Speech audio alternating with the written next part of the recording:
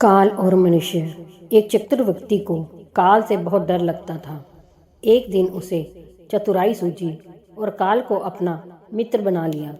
उसने अपने मित्र काल से कहा, मित्र, तुम किसी को भी नहीं छोड़ते हो, किसी दिन मुझे भी गाल में धर लोगे।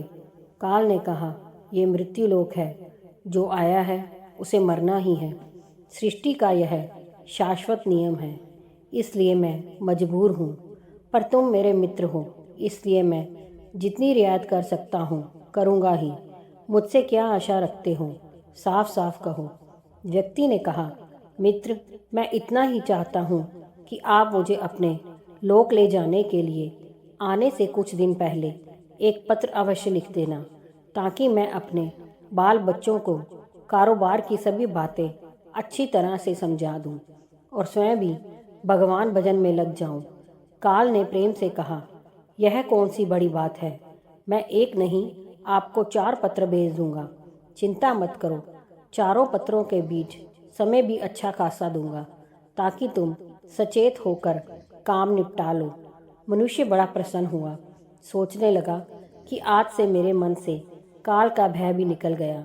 मैं जाने से पूर्व अपने सभी कार्य पूर्ण करके जाऊंगा, तो देवता भी मेरा स्वागत करेंगे। दिन बीतते गए, आखिर मृत्यु की घड़ी आ पहुंची। काल अपने दूतों सहित उसके समीप आकर बोला, मित्र, अब समय पूरा हुआ, मेरे साथ चलिए। मैं सत्यता और दृढ़ता पूर्वक अपने स्वामी की आज्ञा का पालन करते हुए एक क्षण भी तुम्हें और यहाँ नहीं छोड़ूंगा। मनुष्य के माथे पर बल पड़ गए, भौहें तन गई और कहने लगा, धिक्कार है तुम्हारे जैसे मित्रों पर। मेरे साथ विश्वासघात करते हुए तुम्हें लज्जा नहीं आती? तुमने मुझे वचन दिया था कि लेने आने से पहले पत्र लिखूंगा। मुझे बड़ा दुख है कि तुम बिना किसी सूचना के अचानक दूतों सहित मेरे ऊपर चढ़ आए। मित्रता तो दूर रही, तुमने अपने वचनों को भी नहीं निभाया। काल हंसा और बोला, मित्र, इतना झूठ तो ना बोलो, मेरे सामने ही मुझे झूठा सिद्ध कर रहे हो। मैंने आपको एक नहीं 4 पत्र भेजे, आपने एक भी उत्तर नहीं दिया। मनुष्य ने चौंक कर पूछा, कौन से पत्र, कोई प्रमाण है? मुझे पत्र प्राप्त होने की कोई डाक रसीद आपके पास है तो दिखाओ। काल ने कहा, मित्र, घबराओ नहीं, मेरे चारों पत्र इस समय आपके पास मौजूद हैं। मेरा पहला पत्र आपके सिर पर चढ़कर बोला, आपके काले सुंदर बालों को पकड़कर उन्हें सफ़ेद कर दिया और यह भी कहा कि सावधान हो जाओ, जो करना है कर डालो। नाम, बढ़ाई और धन संग्रह के झंझटों को छोड़कर भजन में लग जाओ। पर मेरे पत्र का आपके ऊपर जरा भी असर नहीं हुआ। बनावटी रंग लगाकर आपने अपने बालों को फिर से काला कर लिया और पुनः जवान बनने के सपनों में खो गए। आज तक मेरे श्वेत अक्षर आपके सिर पर लिखे हुए हैं। कुछ दिन बाद मैंने दूसरा पत्र आपके नेत्रों के प्रति भेजा। नेत्रों की ज्योति मंद होने लगी, फिर भी आंखों पर मोटे शीशे चढ़ाकर आप जगत को देखने का प्रयत्न करने लगे। 2 मिनट भी संसार की ओर से आंखें बंद करके ज्योति स्वरूप प्रभु का ध्यान मन में नहीं किया। इतने पर भी सावधान नहीं हुए तो मुझे आपकी दीन दशा पर बहुत तरस आया और मित्रता के नाते मैंने तीसरा पत्र भी भेजा। इस पत्र ने आपके दांतों को छुआ, हिलाया और तोड़ दिया। आपने इस पत्र का भी जवाब ना दिया, बल्कि नकली दांत लगवाए और ज़बरदस्ती संसार के भौतिक पदार्थों का स्वाद लेने लगे। मुझे बहुत दुख हुआ कि मैं सदा इसके भले की सोचता हूँ और यह हर बार एक नया बनावटी रास्ता अपनाने को तैयार रहता है। अपने अंतिम पत्र के रूप में मैंने रोग, क्लेश तथा पीड़ाओं को भेजा, परंतु आपने अहंकारवश अब अनसुना कर दिया। जब मनुष्य ने काल के भेजे हुए पत्रों को समझा तो फूट फूट कर रोने लगा और अपने विपरीत कर्मों पर पश्चाताप करने लगा।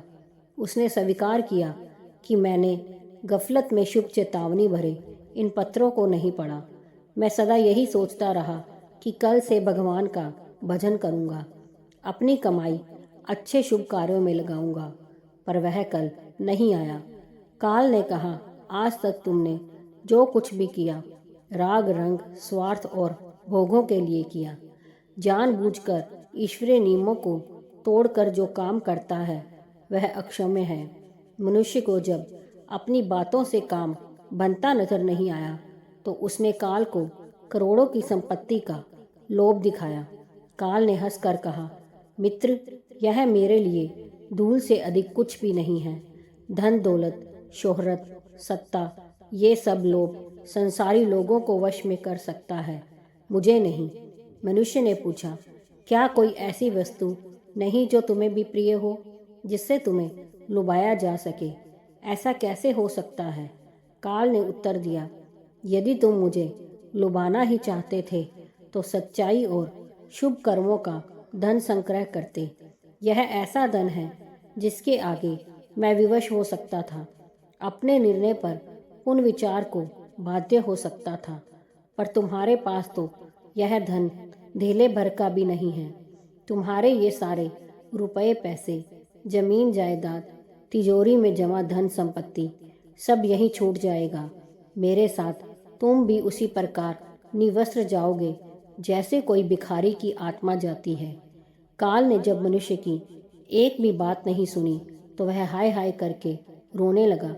सभी संबंधियों को पुकारा, परंतु काल ने उसके प्राण पकड़ लिए और चल पड़ा अपने गंतव्य की ओर। काल ने कितनी बड़ी बात कही है। एक ही सत्य है जो अटल है, वह है कि हम एक दिन मरेंगे जरूर।